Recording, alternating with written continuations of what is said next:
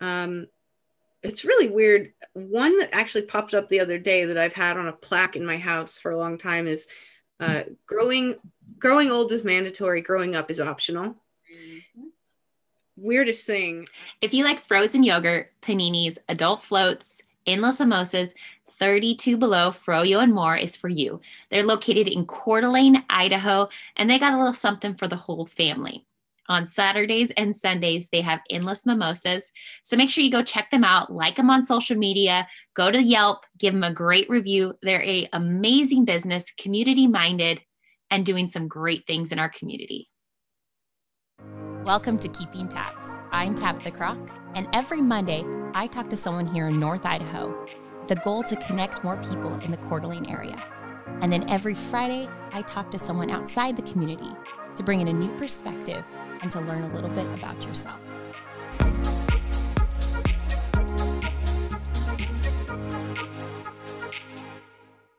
All right, I have Devin Weeks with me today. If you don't know who Devin is, if you're in the Coeur d'Alene area and you're listening, she is an amazing woman. I met her through Boys and Girls Clubs. She was writing an article for the Boys and Girls Club, and I was there. We were talking about all kinds of fun stuff. And so she is a journalist. So she writes for the Coeur d'Alene Press. She is an amazing person. I love how she really, when she does articles on like nonprofits or people, she showcases, she really gets it and like can showcase that person through writing. So first of all, thank you so much for being here. It's my pleasure, Tabitha. Thank you for having me. Of course. And yes, I do remember first meeting at the Boys and Girls Club. It was so fun to have that experience with you, and really a fun way to start our friendship. I know, and it's been so great because we just like she had picked, someone was taking pictures, she was writing about the kids, interviewing people, and it was just like a fun day at the club. And she was like, is this like this all the time? I'm like, yeah, it's like organized chaos all the time. Oh, it's wonderful. I really wish we would have had a Boys and Girls Club when I was growing up, because it was just a really positive, good place to be. Yeah, and that's, I think you and I even talked about that. We both were like, yeah, we didn't have this growing up, and I was a turnkey kid. I like, either if I was playing sports, I was go home, parents would come home later. So it was one of those places. So tell me a little bit about yourself, kind of your background, of who you are and what you're doing here in the Coeur d'Alene area. Okay, well, I was born and raised in Coeur d'Alene, North Idaho. And I live in Post Falls now with my husband and our 3 cats. I'm coming up on 8 years at the Coeur d'Alene Press, which is really exciting. I know, time's gone by quick, but I came up through the Coeur d'Alene School District. Bora, shout out to Bora, Canfield, CHS, North Idaho College, Lewis Clark State College, Coeur d'Alene. I just love North Idaho so much. I never really wanted to leave. I do love traveling, but it's so wonderful to have North Idaho to come home to. My heart is definitely here. Let's see. Yeah, I've always really been interested in journalism. I've loved writing ever since I could probably hold a pencil, since I was little. And, it was really a natural path for me to end up at the press.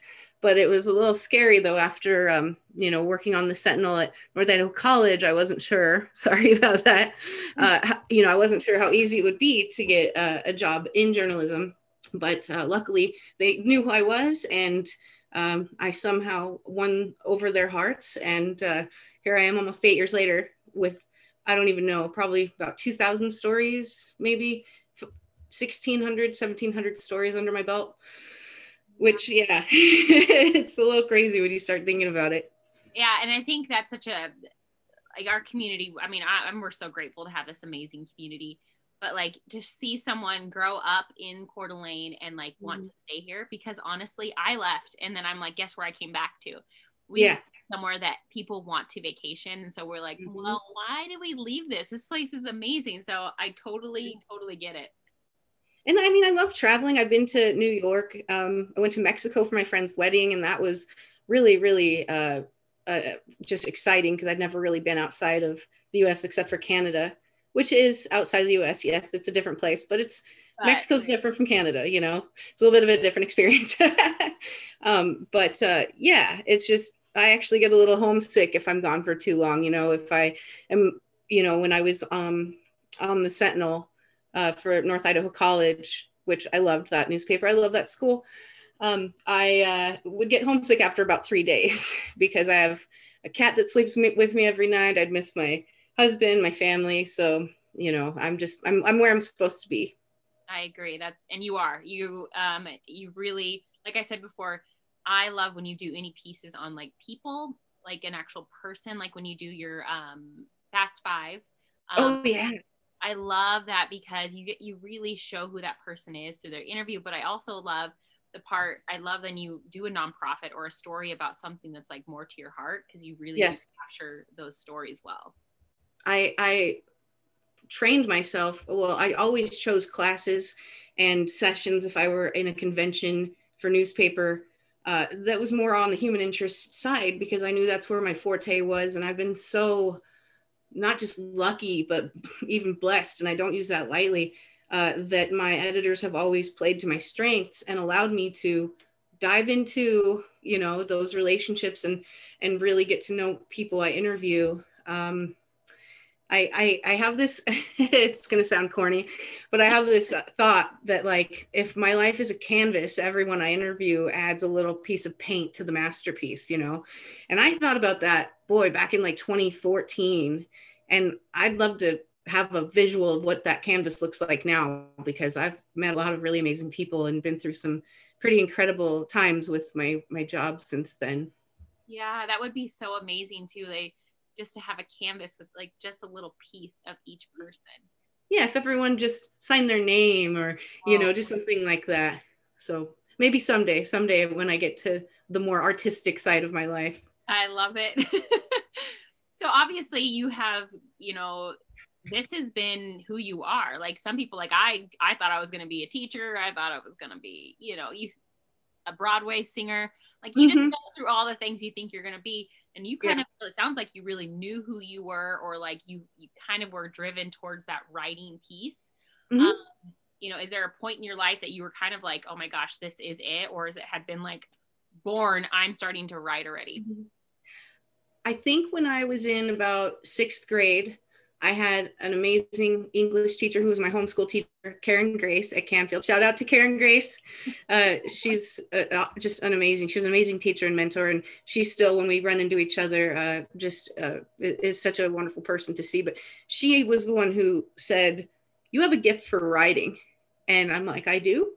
And my mom always liked to write, but she never really followed a career because she had 3 kids and wanted to, be at home with us. So I love my mom so much for giving us that stability, but she and my dad have been amazing. But my mom always liked to write. And then when I had a teacher actually say it, verbalize it for me, that kind of planted a seed that sprouted. And then in 9th grade, I joined my high school newspaper and realized it's not just writing. I love writing, but I love people. And I love the variety. I love, one day covering a play, and then the next day going down to the biggest snowball fight Coeur d'Alene's ever seen. Do you remember that in 2019? We had that snowball fight in McEwen Park. So it was so fun. But every day is different. And I mean, I'm not saying every day is easy, because we do have those more difficult stories. And I'm fairly sensitive and empathetic and empathic. So a lot of those pains that other people experience, I feel, I deeply do. And I wish so much I could fix things for them, but I feel in a little way by getting their story out there, that's my way of helping, just sharing the message or sharing whatever it is that they're going through, so that somebody else can know what their experience has been, or somebody else might be like, I've never heard of this before. How do I help? Yeah. And I love that you can really articulate people's thoughts and what they're saying to make it sound like a story, and that other people can read it and be like, oh my gosh, how can I help this person? Or how can I help this nonprofit? Or what can I do involved? And so you get to really tell those stories. Yeah, it's been really incredible. And I sometimes think, you get to about 7-year stretch. What do I do with my life? Do I want to keep doing this? And I mean, I can't imagine doing anything else, really, so they're kind of stuck with me. I've told them that. I love it. So growing up, going through this career, is there a life lesson you've learned the hard way through all this? Well, what are you going after here? Because I'd like to know like what kind of lesson. I mean, life lesson. It can be love, it can be work, it could be anything you want. Just any life lesson kind of that you learned the hard way. well, the first thing that pops into my mind has to do with friendship.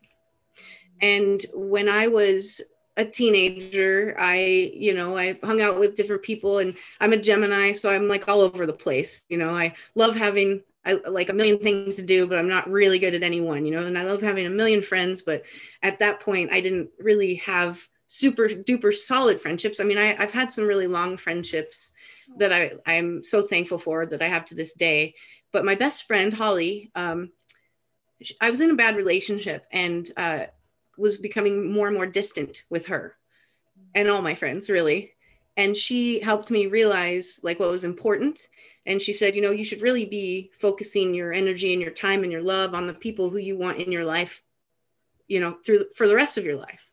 And it was a real eye opener, because she was right. I wasn't giving those closest to me what I should have, the love that I had to give. I needed to focus more on the people I wanted to invest in. And if it wasn't for her almost breaking up with me, that's what I say, that she almost broke up with me over this stupid boy that I was dating.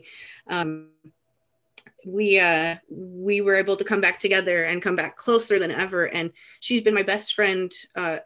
She's been my best friend really since I was 17. And her daughter is, I call her best friend 2.0. She's like my niece. And if it wasn't for Holly really putting it into those words, how important it is to invest in the people you want to keep around, I don't know that I would have as meaningful relationships as I do now. So, I mean, luckily I learned that early. I don't know. Learn that. Yeah. That. And the thing is some people aren't willing to listen to that, because I've been in some of those situations and people are like, they're like, oh, you don't like my boyfriend, or you don't like this person. And they're like, oh, we just want to tell you what we're feeling so that you later on you're like, why didn't you tell me? Mm-hmm. Yeah. And something I wish I could tell my younger self too about relationships is like, who's going to stick around, like the guy that you went on 3 dates with, or your best friend who picked you up on the side of the road when your tire blew out at 3 a.m, and still continues to be your friend, that sort of thing. So it was really a life lesson there in just who I want to, I guess, invest in emotionally. And yeah, and I do have some really amazing long-term friendships. And even Holly telling me that really made me look back at some of my other friends who I really wanted to reconnect with. And now I have a really strong core group of about 12 friends who I could call on them any day of the week for anything at all. And, they could do the same for me. So that was, thank you, Holly. It shows who your character is too, is that you have those really that close knit, and that you can because you do the same for them as well. Oh, any day of the week. Yeah. So you're telling people stories, you're inspiring other people probably through your storytelling. Is there, what inspires you to be your best self? I like your questions, Tab. You ever consider a job in journalism? What inspires me to be my best self? Well, I always think of the example that I could be to others, because you see so many people doing things that are not kind and that are hurtful or that are selfish. And I really don't want to be considered unkind or selfish or hurtful. And when I do hurt somebody, I mean, it stays with me, even if it's just a short encounter. I mean, I think about it for a long time. I don't like to hurt feelings. I don't like to be the cause of anybody's pain, So I think of, how I could be an example to others, and how, I don't know, it's just always been my job to lift up people, to be the glue, to be strong, like for my family when they go through rough times. Usually I'm the one mediating between everybody, and the one who I can offer sound advice, because I'm really not on any one side. I'm on everybody's side, even though there shouldn't be sides in a family, but you know how that goes. So I guess I really want I don't know. I really want to exude that sort of kindness and example. Like my friends' kids, I want them to see me as a good person, you know, and I want them to be good people. And like whenever I interview kids, positivity. I love being positive and giving them kudos for whatever it might be that they're working on, or really letting them know that I get where they're coming from, you know. And so I don't know if that really answers the question, but no, it is. No, I love it. I think that's fantastic.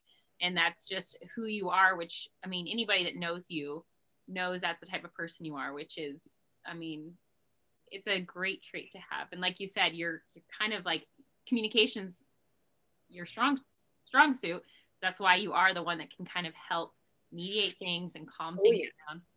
Yes. I don't know why this thing keeps jumping up. I apologize, but all right. People listening don't have a problem with the video. It's our YouTube followers. They're going to be like, "What is she doing? What's up with that floating head?" And then you go to my YouTube to see what the floating head is. Oh, it's awesome. A couple fun questions. You're a local girl. Mm-hmm. What is your go-to restaurant in North Idaho? I never considered myself to be a regular anywhere because I always like to have a variety, you know. But I got to say, Mongolian barbecue has been awesome. Some of my husband's friends work there, so that's always nice to see them and say hello. But it's gotten to the point where they know I need to sit somewhere next to an outlet so that I can have my laptop charging so that I can eat and work at the same time. And they just automatically put me in these special booths, which I'm so thankful for. But it's just it's delicious. I crave like noodles and Asian, and I like being able to make my own things. So but I do have to give a huge shout out to Local Deli in Hayden, because that was my home away from home for about 8 years, run by an amazing family. I always wear my Local Deli sweater still. I have a Local Deli sticker, and their food is amazing. I just wish that I lived a little bit closer so I could go bombard them more, but they're just, you'd think you work somewhere for 8 years, you would get sick of it. But I mean, I like dream about working there still, even though I haven't been there since 2013 2013. I dream about working there, and I still dream about my favorite sandwich, which was a veggie sandwich with turkey on it. And like pretty much everything you can imagine. I always called it the kitchen sink sandwich. So good. And their vinegar and oil is, it's amazing. So I'm simple, I'm easy. You know, nothing. I love Local Deli. Like, I haven't been there forever, and their food is fantastic. And since you love noodles, have you been to Monarch yet? I haven't been to Monarch, no, but I need to, because that's a ramen place. It is a ramen place, and it's a Phil Joe place, which means all of his restaurants are always fantastic. But I was pleasantly surprised because I like legit ramen. I got some of it in California, and like, this is ramen. So when I went there, I was like, pretty dang good for not being a California like ramen place, you know what I mean, where no one speaks English, and it's just awesome. I was really impressed.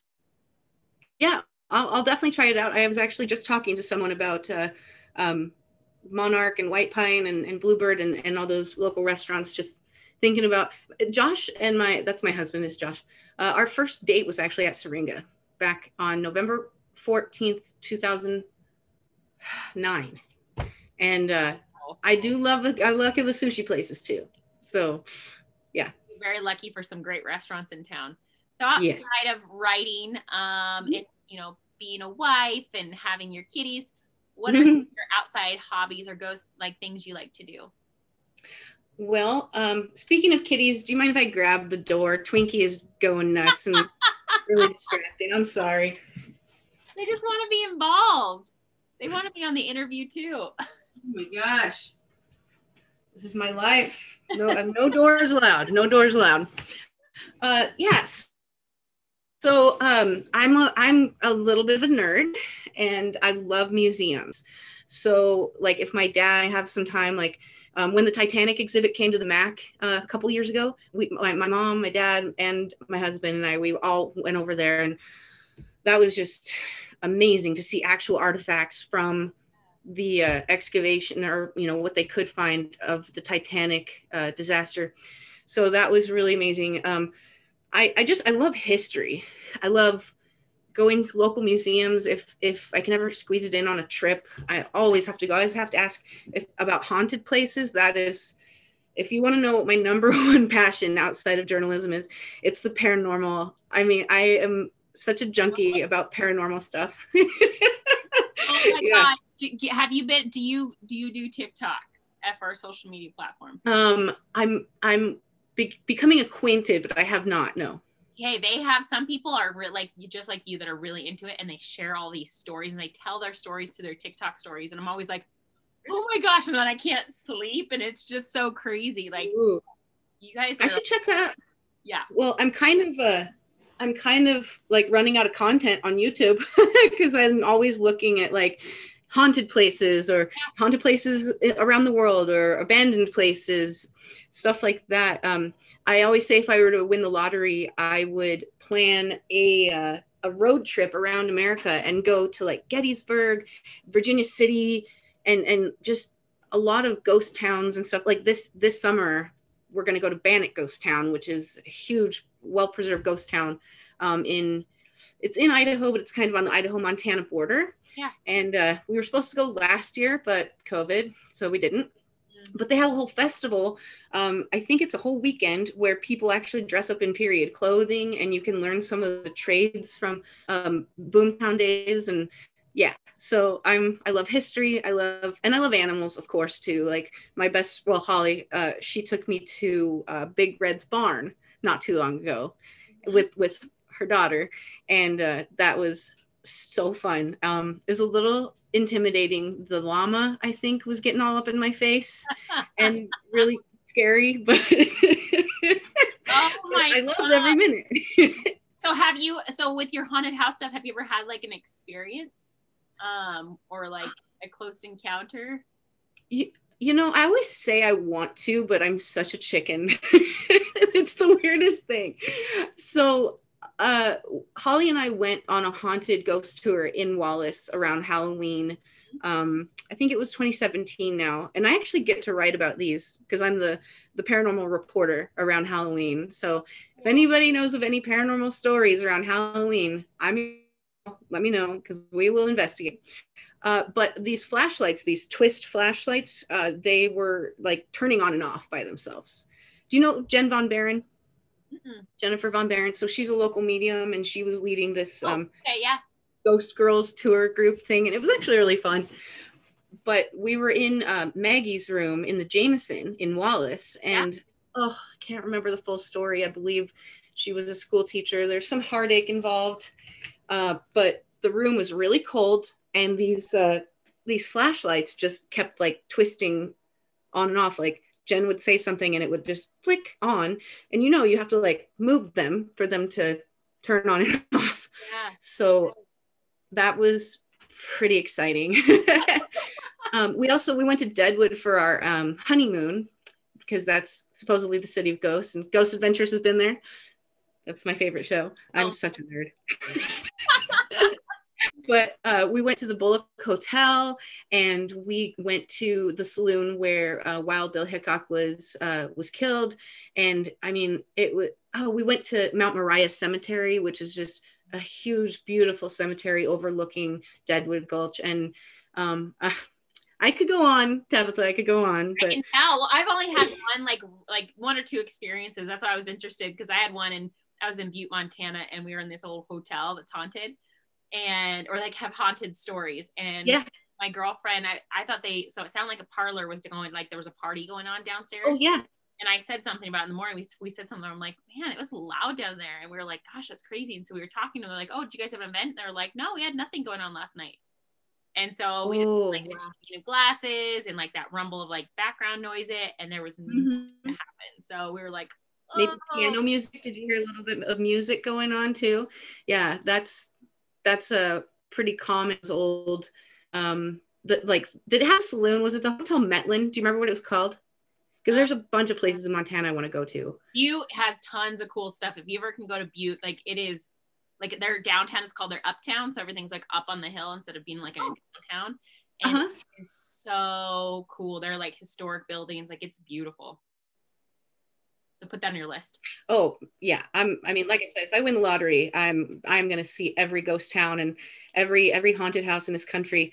I really want to go to the Crescent Hotel. I think it's in Missouri, but that one was it was a field hospital for during the Civil War, and ghost hunters actually have found some pretty good evidence. But to answer your question, I haven't really had many experiences. I want to have one. I'm a little scared to have one, but I'm hoping to someday. Oh, that's awesome. So another question, fun question. You know how Crayola crayons in the box, there's all the crayons and they have different names on them, and each crayon is different name. If you could be the brand new color in the color of the crayon box, what color would you be, or what would you be, and why? Do I have to come up with a new color? You can do whatever you want. See, in my interviews, you do whatever your heart desires. Well, I am really partial to cerulean. Really? That is a beautiful color. Yeah, I never knew how to pronounce it until I was a little older. I always called it curry. Until you just did. So it's the prettiest blue. It is my favorite color, blue. But I mean that. I'm a Gemini. I bring that up a lot because I just feel like I do have kind of a dual personality. Orange and blue are my colors. The other orange, the other color I would say is like sun-kissed orange. Like those colors, I think really represent both sides of me: the more serious, melancholy side, and then the vibrant, manic side. It's fine.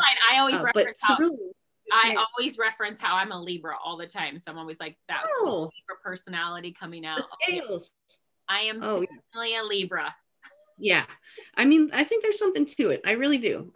I've been studying that since I was a kid, and I can't even begin to tell you how many times I've said, are you an air sign by chance? And someone will be like, yeah. And I'm like, are you like a Gemini air sign? Like I can usually pick up on Geminis because we are a special breed, but I can also tell when somebody's like a Leo or like an Aries, because my mom's an Aries and she's an Aries to the T. Not saying it happens every time, but it's really uncanny sometimes how I can pick up on that. It makes sense that you're an air sign. Yes, and I'm very balanced and I don't like confrontation. I'm like, oh, let's be chill around here. Yeah. The Libras are definitely the chillest of the air signs. Aquarians always have a million things going on and they're more mysterious, and Geminis are all over the place. Yes, they are. I love yourselves way too thin. But that's what we do. Is there something that you wish you knew before you started your career in journalism? Is there something I wish I knew?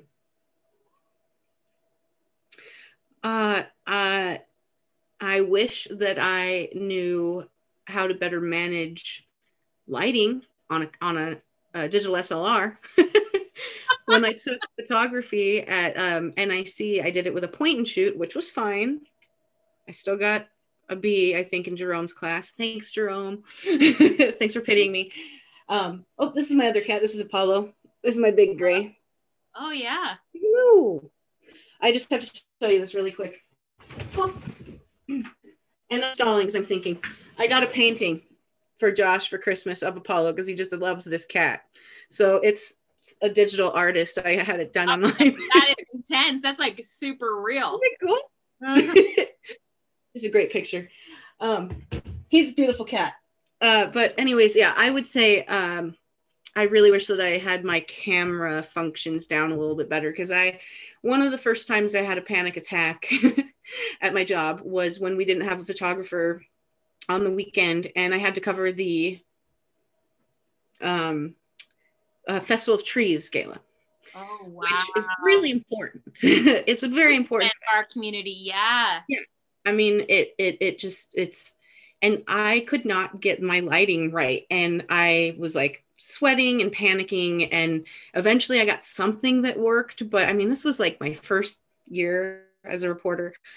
So I've learned since. The camera and I have had a love-hate relationship. But I really wish that I just had a little bit more function understanding with the cameras. Otherwise, as a reporter, I just wish that I had a tougher skin earlier on. Maureen Dolan, I'm sure you remember Maureen. Love you, Maureen. She's my journalism mama. She, she really helped train me and mentor me and develop me as a reporter. But I really could have used a thicker skin for probably about the first 3 years, because I would just take things so to heart. I would maybe have a typo in a story and someone would email me about it, and I would just like feel awful because it wasn't feeling like I was doing my job. You know what I mean? Or just little things. I wish that I could have told myself, like, really, it's okay. Just keep going. I did. I think that's a big point for any career, though, is that, to have that thicker skin. I mean, no matter what you're doing, if you like brush that stuff off earlier and you're like that period that is a question mark, oh my gosh, like that's not a big deal. The rest of the article is wonderful. Like, you know what I mean? I feel like that's in any career.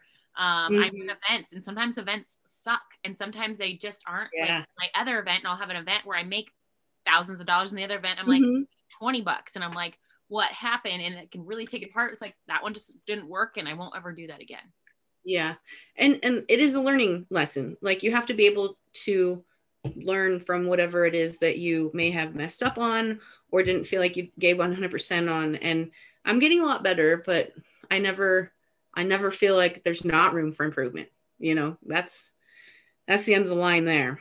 Yeah, that's so true too. I mean, spot on, friend, spot on. So do you have a personal mission statement that you live by? Do I? Is that what you said? Yeah.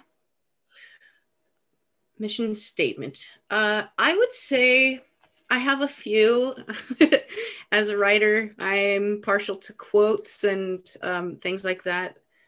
It's really weird. One that actually popped up the other day that I've had on a plaque in my house for a long time is growing old is mandatory, growing up is optional. Weirdest thing, I just got somebody just sent me a ghastly groaner with that, and I just really needed some sign from the universe that like everything was going to be okay, and like I got that in there, and I was like, okay, this is a sign. Carpe Diem is one that's been really close to my heart too. I love Robin Williams, and I actually got that tattoo before he died. So when he did die, I felt like that was even more of a mantra for me. I'm referring to the Dead Poets Society, which, have you seen it? Yes, I have. Okay. Sometimes I'll start going off about it and people are like, wait, what? What is Robin Williams in a serious movie? It was such a good movie. Really moved me. And I think it's really important that we do seize the day. Another thing that I always have to say is every day is a new day. And I get that from my mom. Because when things don't go your way, you wake up every day and you have the ability to start anew in a way. Like, sure, you might have some baggage or things to deal with from the previous day, but you get to start with a clean slate every day. And you can't hold grudges. You can't let things get you down because you have to keep moving. You got to keep going. And so every day is a new day has been something that has helped me through my life a lot. Yeah, and that's so important too. So people, I mean, like we've talked about COVID, we kind of touched on it. I never like to dwell on COVID because it is what it is. But we have taken up too much of our time. Right. We got COVID, we got people dealing with things, losing their jobs, maybe mentally health, physical health, losing loved ones, or anything. Now we had the elections, and like it's just been crazy. Is there a piece of positive advice you could give someone that's listening, going through some like really struggling? Is there anything positive you would tell somebody? I would say to know that it's going to get better. It has to. I mean, the only way that you can, let's see, when you feel like you're down as far as you can go, the only way that you can move is up. And so when things do get really hard, allow yourself to grieve, allow yourself to cry, allow yourself to scream into a pillow, and maybe give yourself some sort of an outlet, but but just know that things aren't going to be terrible forever. You know, I think there are too many people who have that mindset that things will never get better. And I think that that contributes to a lot of problems in our society. But I also feel like people really need to, oh, they need to, sorry. They need to remember that it's okay to like confide in other people. It's okay to like be vulnerable with other people, because I'm telling you, there are days when if I keep everything bottled inside, I just feel terrible the next day. But if I can at least like talk to, you know, a friend or my mom, or, you know, even just talking to somebody on assignment about whatever they're going through and having a moment of sort of kinship with them really helps me understand I'm not the only one going through this. They're not the only one going through this, you know? So it's just, I know I'm a forever optimist, but you really, I mean, I wish that people just understood that every day is a new day. You know, there it is again. It is. And that's what I've been talking to a lot of my friends. And the more I talk about my anxiety or the things that I'm dealing with, yeah, realizing that they're like, oh, I do the same thing. And the thing yeah. is, if you don't talk about it and you hold it in, I get myself Yeah. sick. Like I'm actually achy and tired. I'm like, what is wrong? Oh, the stress has made me ill. Mm-hmm. I actually have psychosomatic ailments due to anxiety and stuff, because I mean, I care so much about my job. I just care too much sometimes, and I will get sick to my stomach or headaches, and that's not good. Winter's always a really hard time anyway, for this sort of thing. But really, just, I mean, allowing yourself to get to to feel, you know, especially for guys. You know, guys need to remember it's okay to admit that you're scared or that you're upset, or maybe you do need to cry because you miss someone you love. And that's just part of being human. There's no male or female. It's just the human experience. And we need to remember we're all humans, whatever side of the political aisle we're on, whatever our belief system. And yeah. Someone said something to me the other day, or I read it, or I heard something, and it was like, it like really spoke to me. It was, we obviously don't want 9/11 to ever happen again, but why can't 9/12 happen again? Like we need to be at 9/12. Yeah. The country came together as the United States and really was like, yeah, you know what I mean? Is like we came together and we didn't, there was no color, there was no religion, there was no anything. It was like we were all, no matter who you are, we're here, we're American, and we love our country. And so that's why, I mean, it's been in the back of my head ever since I heard it. I was like, yeah, why can't we be at 9/12 again? I just have to touch on that really quick. I just had chills because you just reminded me of something that I remember seeing in the press, because I read the press when I was in high school, and I'd always think about having my name in it, you know. But I remember seeing this political cartoon because I was in 10th grade when 9/11 happened. And this might make me a little teary-eyed just because of like everything we've all been through this past year. But it had an elephant and a donkey, and the donkey says to the elephant, and they're going like this, you know, at arms, old friend. And then the elephant says to the donkey, at arms, old pal. Like they were, you know, ready to like do whatever they needed to do together. And you're right. Why can't we have more 9/12? Yeah. You know? Exactly. And that's what I actually cried when I first like heard it. He's like, the guy was like, I don't want 9/11 again. I don't want, you know, that to happen to our country or to our family and friends, but I want that like 9/12 of where we all just came together and we just were a country together. Yeah, absolutely. So if someone wants to reach out to you, what is the best way to get a hold of you, follow you? You know, how do we connect with Devin? Yeah. So I've been a little rusty on my Twitter, but I do have a Twitter, which is, I think it's Devin at CDA Press. I should probably look that up. But my email is, I know it's so bad. I've actually, for being in a media job, I'm really bad at using social media. I bridge that gap between analog and digital, and I don't always want to be on social media, but my email is D as in Devin, Weeks, Weeks, at cdapress.com. And anybody and everybody can email me. I'm always looking for great feature ideas about kids or animals or, you know, the great grandma down the street who always makes cookies for the Girl Scouts. I love those stories. I know it's sappy, but I will always love them. And it's just, I love this community so much, Tabitha. I love everybody in this community. And I don't know. I'm so fortunate to have the job that I do. Yeah, and you're really good at it. Well, you're good at what you do too, young lady. I'm so sorry. I'm probably taking up all your time, you're right? Fine. My last question. I have one more question. My last question is, how can we help you or support you right now?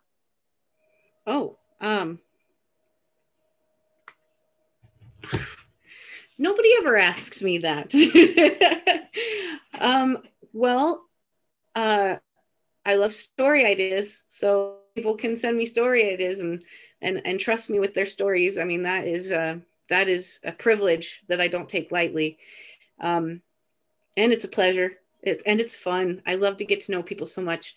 And I really think obviously read the Coeur d'Alene Press because it's the best local news source, period. But I think not just for me, but for you and for everybody just needs to be kinder to each other and get over whatever they think obstacles are to friendships or whatever. Just be more understanding, be more empathetic, try to put yourself in other people's shoes, and really just don't judge people. I mean, that has been such a menace to our society as of late. And like I said, I don't care what side of the aisle anybody's on or what their beliefs are. I think everybody can get along. Everybody can be kind to each other. I mean, at the end of the day, I mean, it's a wonderful life, right? I didn't see anybody not giving George money when he and his family needed it in Bedrock Falls. They all came together. I mean, sure, that seems a little daydreamy. But I know, but I do just kick me back to a good moment.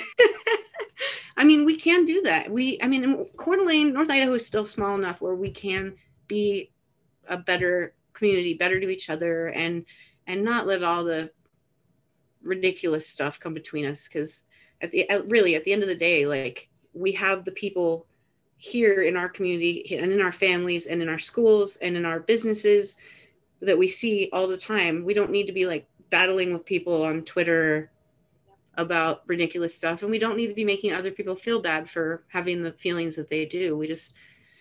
Can't we all just get along, that sort of thing? Yes. Thank you so very much. Thank you, Tabitha. I next time I get to ask you the questions. Thanks for listening to Keeping Tabs. I'm Tabitha Kroc, and every Monday I release a podcast about different community members here in North Idaho. And then we end the weeks on Fridays with a podcast about the things I'm passionate about: outdoors, adventures, sports, the van life, and even current events. So if you like what you heard, make sure you subscribe to my YouTube, Spotify, or iTunes. Thank you again. Now go be kind and do something great.